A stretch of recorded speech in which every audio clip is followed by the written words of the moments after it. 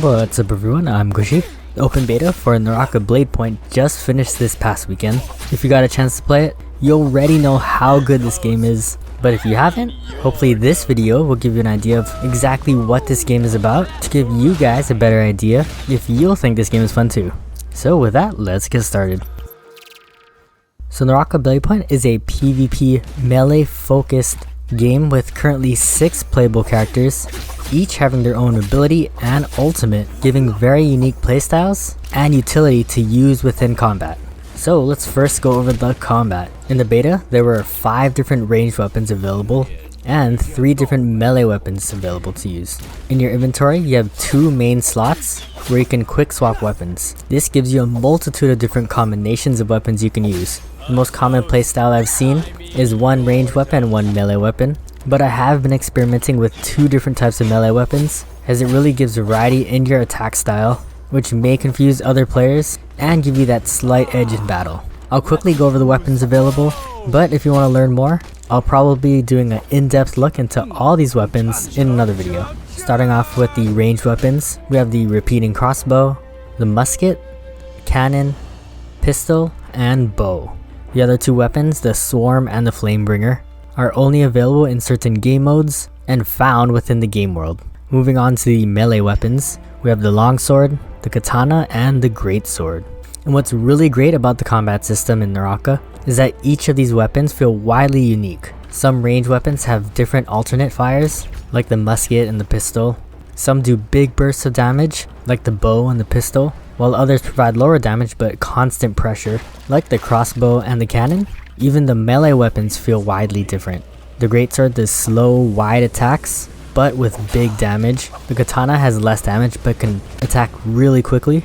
And the longsword is kind of like the katana, but has a really cool alternate fire which sends a ranged slice attack. However, what really brings this combat together is the rock, paper, scissors like attack system.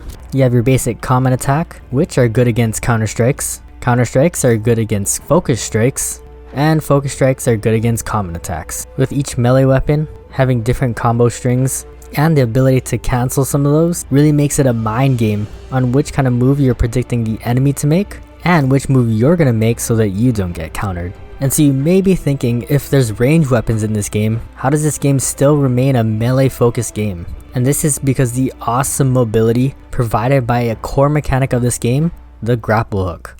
The grapple hook can be used offensively or defensively to get closer to the enemy and stun them for a little bit, or to quickly escape from battle and heal up.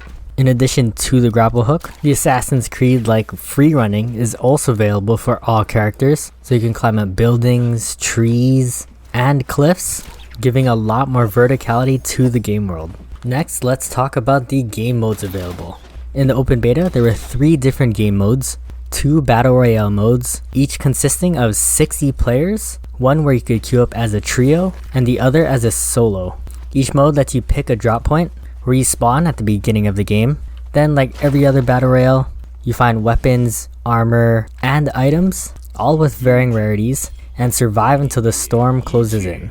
The 3rd game mode that was available in the beta was called Bloodbath. This game mode is a timed free-for-all with all weapons available to you at the very beginning and respawns after you die. However, what makes this game mode different than other games is that during multiple points in the game, players at the top of the leaderboard would be marked as a bounty.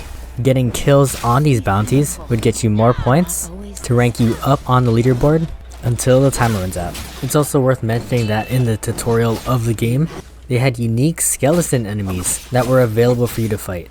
And then at the very end of the tutorial, you fight an enemy AI. What this tells me is that there is a possibility that there could be some PvE content or a small piece of story content to tie everything together. However, this is probably not likely. Finally, the last thing that I want to go over is the in-depth customization system they have. Specifically, when customizing your face, you have so much control over each body part. You can customize the ears to look like elf ears, make your nose like Pinocchio, and I've even seen things on Twitter of people making crazy stuff like Shrek and handsome Squidward. Finally, the last thing I wanted to mention is that this will be a live service game. Just like mostly all the other battle royales, we have a battle pass system where each season you work up for resources and rewards to use in-game currency to buy skins for your characters and weapons. I honestly had a blast playing all weekend and honestly couldn't stop playing. And so with that, I really hope this overview gave you a better idea of what this game is about. If you found it helpful, please drop a like. And if you think you'll be playing this after watching this video, let me know in the comment section down below. And if you're not subscribed, consider subscribing because I'm going to be making a ton of content on this game. As always, thank you guys for watching. Hope to catch you next one, and GG.